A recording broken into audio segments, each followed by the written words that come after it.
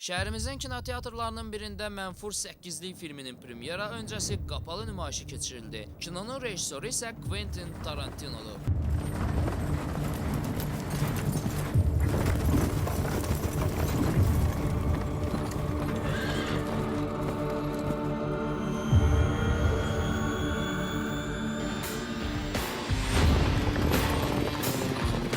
Əməkdar artist Tunzali Ağayeva da sözü gedən filmin təqdimatına qatıldı. İfaçı söhbət əsnasında aktrisalıq sevgisindən də bəhs etdi.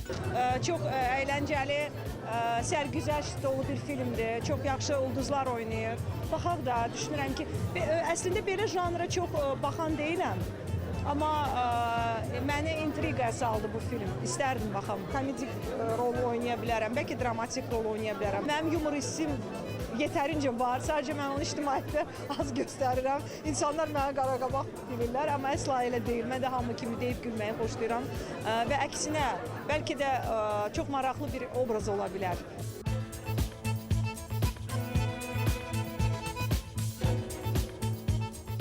Yeni filmin titrlərini bəzəyəcək adlar yaxşı təsir bağışlayır. Belə ki, filmdə baş rolları Kurt Russell, Samuel L. Jackson, Tim Roth, Jennifer Jason və başqaları canlandırır.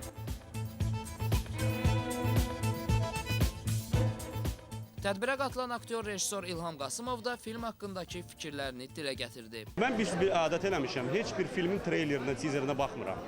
Sadəcə oxuyuram rejissorun adını, ola bilsin ki, ifa edən aktyorların adını və əgər məndə maraq doğurursa, mən böyük məmnuniyyətlə gəlirəm. Amerikasında Vasmyorka Tarantino'nun filmidir, başqa heç nə bilmirəm və əminəm ki, %100 yaxşı olacaq.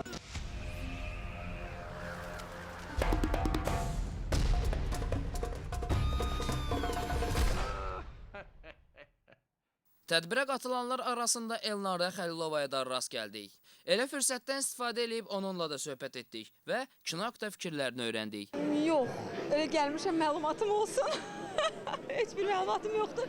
İndi eşitdim ki, Tarantino filmidir. Filmdə hadisələr vətəndaş müharibəsindən sonra cərəyan eləyir. Əfsanəvi cinayətkar ovçusu Asan ləqəbli John Root məhbusu müşayiət eləyir. Yolda onlara daha bir ovçu qoşulur. Qar tufanı hər üçünü kənddən kənarda dükanda sığınacaq axtarmağa məcbur eləyir. Harda ki, artıq çox qarışıq bir dəstə yerləşib. General, şerif, Meksikalı, fransız və kovboy. Onlardan biri isə kimliyini olduğu kimi təqdim etmir.